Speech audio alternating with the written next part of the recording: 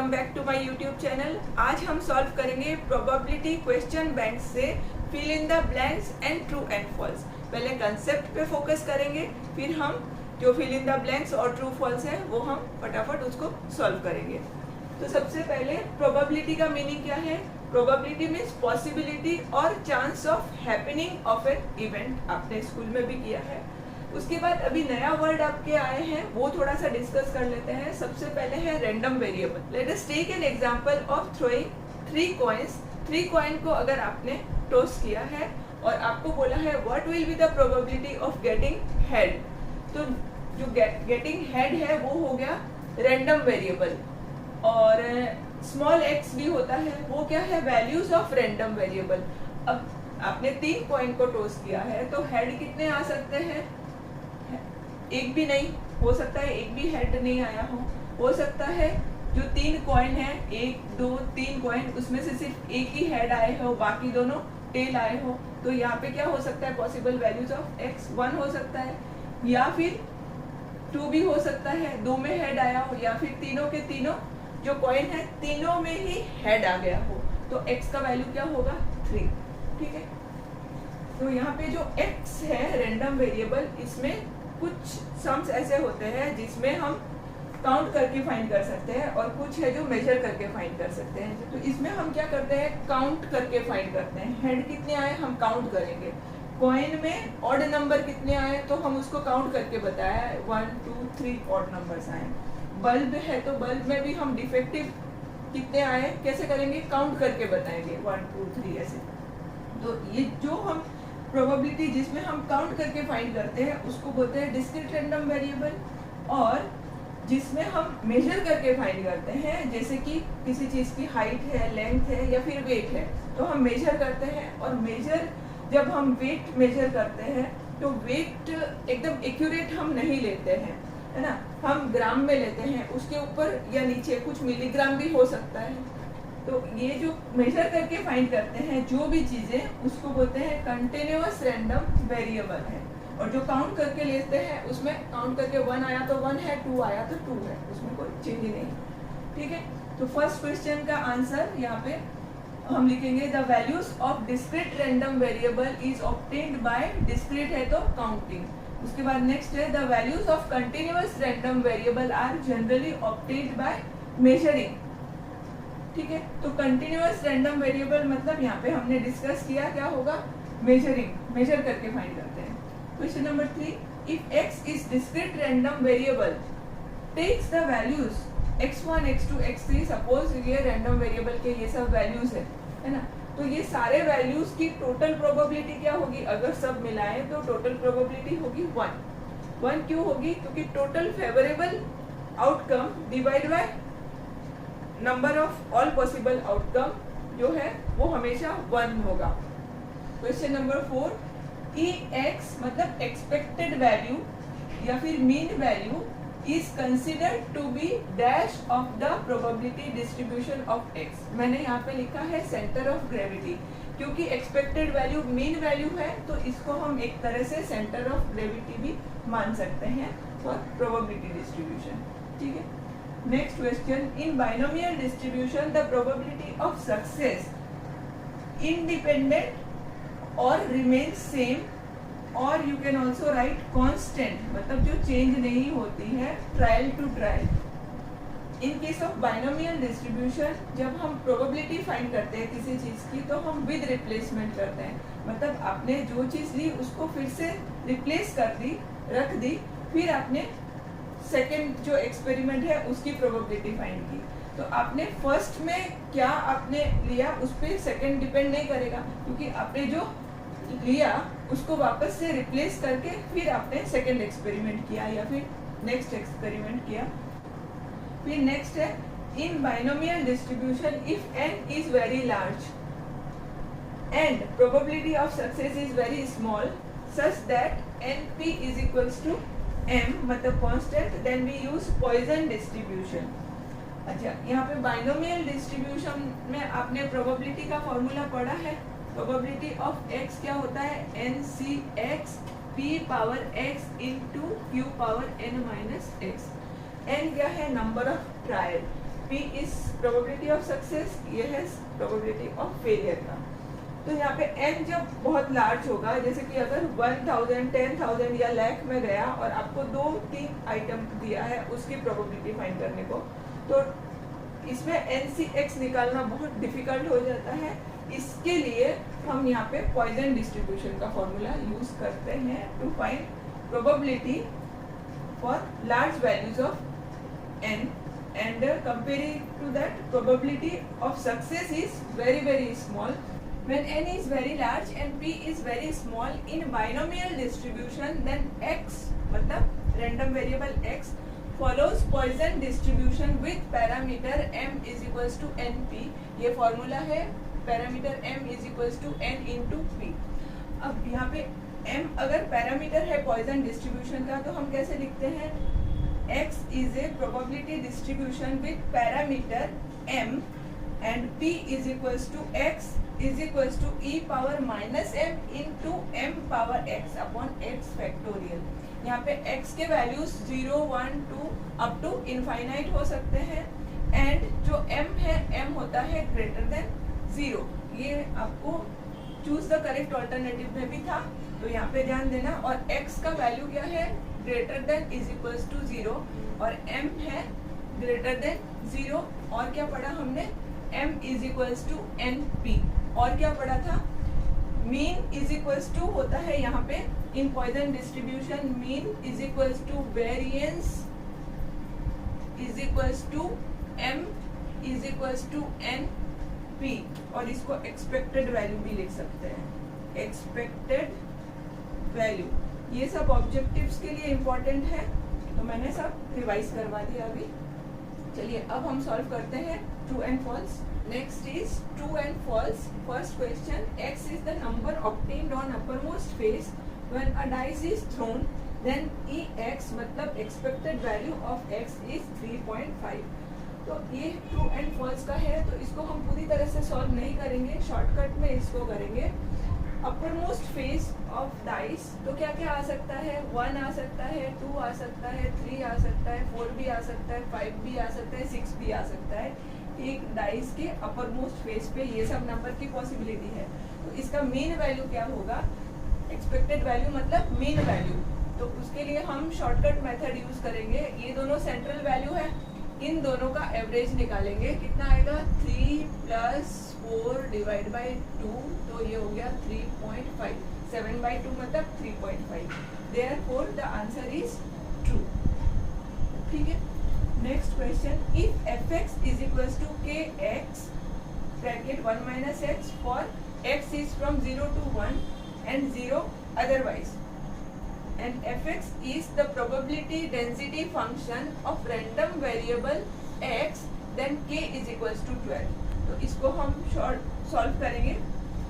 यहाँ पे fx लिखा है probability density function. Probability density function अगर है, तो यहाँ पे टोटल प्रोबेबिलिटी मतलब जो भी रेंज है x की माइनस इनफाइनाइट से लेके इनफाइनाइट तक अगर हम टोटल निकालेंगे, जो भी x की रेंज है, तो उसकी टोटल प्रोबेबिलिटी होती है 1। यही डेफिनेशन है प्रोबेबिलिटी डेंसिटी फंक्शन का। तो यहाँ पे हम लिमिट क्या गिवन है यहाँ पे x का 0 to 1, तो यहाँ पे हम लिखेंगे इस केस में 0 to 1। ठीक है, ये जनरल डेफिनेशन मैंने लिखा है, और यहाँ पे हमें जो इंटरवल का लिमिट दिया रहता है वो लिखना होता है। लोअर लिमिट, ये अपर लिमिट, तो लोअर लिमिट 0, अपर लिमिट 1 लिखा। फिर के एक्स, fx का वैल्यू क्या है? fx का वैल्यू ये है कि x ब्रैकेट 1 minus x, फिर इंटीग्रेशन साइन है तो dx इज इक्वल्स टू 1। अब इसको हम सॉल्व करेंगे तो k का वैल्यू मिल जाएगा। तो सबसे पहले k कांस्टेंट है, इसको बाहर निकाल देंगे, और इंटीग्रेशन साइन 0 to 1, फिर x into 1 is x, फिर x into x is x square dx। ठीक है, इज इक्वल्स टू 1। अब k को उस साइड में ले लेते हैं और यहाँ पे इंटीग्रेट कर देते हैं। x का इंटीग्रेशन x स्क्वायर बाई 2 और x स्क्वायर का integration x cube upon 3। Integration का फॉर्मूला आपने पढ़ा होगा, x पावर n dx का इंटीग्रेशन क्या होता है? x power n plus 1 divide by n plus 1। तो फॉर्मूला यूज करके ये आया हमें इंटीग्रेशन, और यहाँ पे लिख देंगे लिमिट 0 और ये है 1 और k मैंने राइट हैंड साइड में ले लिया 1/k। ठीक है, अब इसको सॉल्व करेंगे तो पहले 1 पुट करेंगे, अपर लिमिट क्या है 1 है, 1 पुट करेंगे तो ये हो जाएगा 1/2, यहाँ पे 1 पुट करेंगे तो ये भी बन जाएगा 1/3, फिर माइनस, अब 0 पुट करेंगे दोनों में तो 0/2 minus 0/3 is equals to 1/k। तो ये तो बन जाएगा 0 और 1/2 माइनस 1/3 जब आप करोगे तो 6 होगा एलसीएम, यहाँ पे 6 एलसीएम और 3 minus 2 is equals to 1/k। ठीक है ना, तो 1/6 is equals to 1/k implies k is equals to 6। लेकिन यहाँ पे क्या लिखा है k is equals to 12, k is equals to 12 लिखा है, लेकिन आंसर सॉल्व करके क्या आया k इज इक्वल्स टू 6 आया, तो इसका आंसर हम लिखेंगे false, this is false. Question number 3 बहुत अच्छा क्वेश्चन है ये। If x is a binomial distribution with parameter n, p, कौन सा है binomial distribution, and n is equals to 6 and probability for x is equals to 4 is equals to probability when x is equals to 2 then p is equals to half. और यहाँ पे हमें बताना है ये ट्रू है कि फॉल्स है, तो सॉल्व करना होगा। इसका शॉर्टकट तरीका बताऊंगी, पहले जो बेसिक पार्ट है वो समझ लेते हैं। In case of binomial distribution, probability for random variable x is equals to NCx p power x into q power n minus x. And when p and q both are equal, then we use probability of random variable x is equals to NCx p power n. यहाँ पे probability p है half, तो q भी क्या होगा, q क्या होगा 1 minus होता है p, तो 1 माइनस p होता है, तो ये हो गया 1/2, मतलब q भी हो जाएगा हाफ। तो p एंड q यहाँ पे दोनों इक्वल है, हाफ हाफ, तो हम ये सेकेंड वाला फॉर्मूला यूज करेंगे। यहाँ पे NCx p पावर n, ये कैसे आया थोड़ा सा समझ लेते हैं। देखो NCx अगर p और q दोनों सेम है तो q के प्लेस में मैं p लिख सकती हूँ, क्योंकि p एंड q दोनों इक्वल है, तो q को मैंने क्या लिखा p power n minus x। अब दोनों बेस सेम है, तो पावर जो है वो p power x plus n minus x power add हो जाएगा, क्योंकि बेस सेम है, तो minus x plus x cancel हो गया, तो क्या बचा p पावर n, तो हमें ये वाला फॉर्मूला मिला। ठीक है, तो जब सेम होगा p q तो हम ये यूज करेंगे। तो अभी हम इस पे अप्लाई कर देते हैं, ये सम जल्दी से हो जाएगा। Probability x is equals to 4, probability x is equals to 2। यहाँ पे देखो क्या करेंगे, NCx, n क्या है यहाँ पे, n का वैल्यू है 6, तो 6c, x का वैल्यू है 4, फिर p का वैल्यू है हाफ, n का वैल्यू सेम, जो यहाँ पे n लिखा वही n यहाँ पे लिखना है। ठीक है, n 6 है तो इधर भी n 6। अब यहाँ पे सेम 6c, x का वैल्यू है 2, हाफ, प्रोबेबिलिटी का वैल्यू है हाफ, फिर यहाँ पे n 6 है तो इधर भी n 6 आ जाएगा। ठीक है, n सेम रहेगा। अब 6c4 कैन बी रिटन है 6c2, ये कॉम्बिनेशन का फॉर्मूला है NCr is equals to NCn minus r। ठीक है, तो यहाँ पे क्या लिखा है n6c4, तो हम इसको लिख सकते हैं 6cn माइनस r, मतलब ये माइनस ये, तो यहाँ पे 6 माइनस 4 लिखेंगे, तो ये हो जाएगा 6c2। That's why I have written this is equals to this. ठीक है, तो ये लिखा। अब हाफ पावर 6, इन दोनों साइड से हम पहले कैंसिल कर देते हैं। आगे आंसर LHS RHS इक्वल है, therefore the statement is true. ठीक है, तो ये हो गया आपका शॉर्टकट। कैसा लगा मेरा शॉर्टकट, कमेंट सेक्शन में लिख के बताना। चलिए अब next question number 4। If x is a random variable x, assume the values 1 2 3 up to 9 with equal probabilities then expected value of x is equals to 5. तो इसके लिए हम शॉर्टकट यूज करेंगे, एक्सपेक्टेड वैल्यू बोला है और ये सब सीक्वेंस में है 1 2 3 ऐसे, तो 1 2 3 4 5 6 7 8 9 इनका मिडिल वैल्यू कौन सा है, ये 4 को निकाल दो और यहाँ से इन 4 को निकाल दो, ठीक है। तो सेंट्रल वैल्यू कौन सा है 5, तो यहाँ पे एक्सपेक्टेड वैल्यू आप डायरेक्ट आंसर लिख सकते हो 5, देयरफॉर इट इज ट्रू, ठीक है। तो ये स्टेटमेंट जो है वो है ट्रू, ठीक है। ये ट्रू एंड फॉल्स है तो पूरा सॉल्व नहीं करेंगे, हम ये शॉर्टकट में करेंगे, पहले भी कर चुके हैं हम फर्स्ट क्वेश्चन में। अब देखो, if x is a binomial distribution with parameter n, p then mu is equals to p x is equals to npq। जो बाइनोमियल डिस्ट्रीब्यूशन है तो इसमें एक्सपेक्टेड वैल्यू का फॉर्मूला क्या होता है n इंटू p और वेरिएंस का फॉर्मूला क्या होता है npq। पर यहाँ पे क्या बोला है एक्सपेक्टेड वैल्यू का npq, जबकि ट्रू आंसर है n into p expected value, तो ये हो गया फॉल्स, ठीक है। npq किसका है, वेरिएंस का होता है, ठीक है। अब next, in Poisson distribution m is greater than is equals to 0 and p is equals to this. तो इसमें दो मिस्टेक है, एक तो होना चाहिए m ओनली ग्रेटर देन 0, इसका करेक्शन देखो m ग्रेटर देन 0 होना चाहिए और यहाँ पे x फैक्टोरियल भी होना चाहिए, ठीक है। तो इसको हम बोलेंगे false. Next, for binomial distribution mean is equals to m and variance is equals to m। नहीं, बाइनोमियल डिस्ट्रीब्यूशन में हमने अभी जस्ट किया, मीन होता है np और वेरिएंस होता है npq, ठीक है। और ये कब होता है, mean is equals to variance is equals to m कब होता है, जब हम पॉइजन डिस्ट्रीब्यूशन यूज करते हैं, ठीक है। तो यहाँ पे करेक्शन क्या होगा, पॉइजन डिस्ट्रीब्यूशन, ठीक है। तो ये स्टेटमेंट हमारा फॉल्स हुआ। If n is very large and p is very small, then x follows Poisson distribution with m is equals to np। बहुत इजी क्वेश्चन है, हमने पहले बहुत बार किया है ये। m is equals to np perfectly correct है।